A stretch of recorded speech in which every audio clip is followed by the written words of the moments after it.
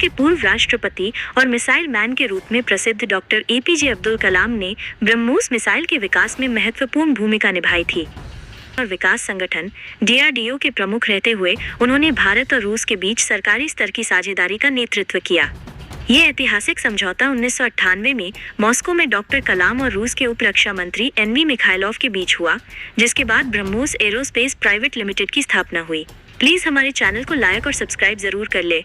Operation सिंदूर के तहत भारत ने पाकिस्तान के भीतर कई अहम ठिकानों पर देश में विकसित हथियारों का इस्तेमाल किया। इनमें सबसे ज्यादा ध्यान ब्रह्मोस मिसाइल पर गया है, जो अपनी मल्टी प्लेटफॉर्म क्षमता और सुपरसोनिक सटीकता के लिए जानी जाती है। जल, थल और वायु से हमला करने के लिए डिजाइन की गई ब्रह्मोस मिसाइलों ने रफीकी, मुरीद के, नूर खान, रहीम यार खान, सुक्कुर और चूनिया जैसे प्रमुख सैन्य ठिकानों को सफलतापूर्वक निशाना बनाया। डॉक्टर कलाम का योगदान। भारत के पूर्व राष्ट्रपति और मिसाइल मैन के रूप में प्रसिद्ध डॉक्टर एपीजे अब्दुल कलाम ने ब्रह्मोस मिसाइल के विकास में महत्वपूर्ण भूमिका निभाई थी। रक्षा अनुसंधान और विकास संगठन डीआरडीओ के प्रमुख रहते हुए उन्होंने भारत और रूस के बीच सरकारी स्तर की साझेदारी का नेतृत्व किया। ये ऐतिहासिक समझौता 1998 में मॉस्को में डॉक्टर कलाम और रूस के उप रक्षा मंत्री एनवी मिखाइलोव के बीच हुआ, जिसके बाद ब्रह्मोस एरोस्पेस प्राइवेट लिमिटेड की स्थापना हुई। इसमें भारत की हिस्सेदारी 50.5% और रूस की 49.5% रखी गई। पार्टनरशिप मैनेजमेंट से सफल हुआ प्रोजेक्ट। आप अभी तक हमारे चैनल को सब्सक्राइब नहीं किए तो प्लीज हमारे चैनल को लाइक और सब्सक्राइब जरूर कर ले।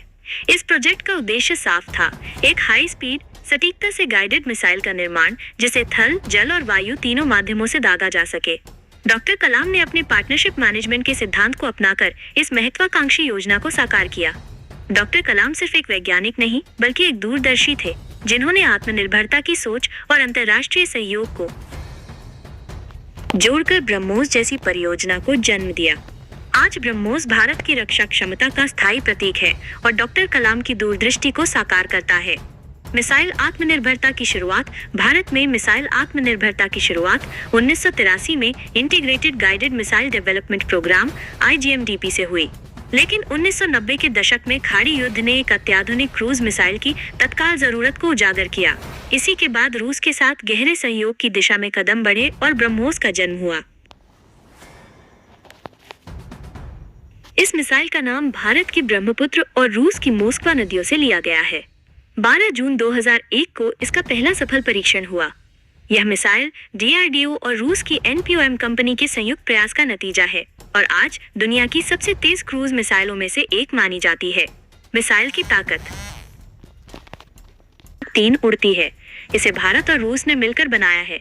यह जमीन, समुद्र और हवा से लॉन्च की जा सकती है। इसकी रेंज 290-450 किलोमीटर है। इसमें 200-300 किलोग्राम विस्फोटक होता है, जो इसे बड़े सैन्य ठिकानों को नष्ट करने में सक्षम बनाता है। ब्रह्मोस का तकनीकी ब्यौरा। ब्रह्मोस एक सुपरसोनिक क्रूज मिसाइल है, जिसकी गति लगभग 2800-3000 किलोमीटर प्रति घंटा है। इसे भारत और रूस के सहयोग से विकसित किया गया है। इसका नाम भारत की ब्रह्मपुत्र नदी और रूस की मोस्कवा नदी से लिया गया है। Launch platform. जमीन, समुद्र, जहाज और पनडुब्बी और हवा विमान जैसे सुखोई 30 MKI से लॉन्च की जा सकती है। सटीकता। उन्नत नेविगेशन और गाइडेंस सिस्टम के साथ ये सटीक तरीके से टारगेट पर गिरती है। All weather capability. दिन रात और किसी भी मौसम में काम कर सकती है। Fire and forget. एक बार लॉन्च होने के बाद इसे ऑपरेटर की निरंतर निगरानी की आवश्यकता नहीं होती। ये जानकारी आपको अच्छी लगी तो प्लीज हमारे चैनल को लाइक और सब्सक्राइब और शेयर जरूर कर ले।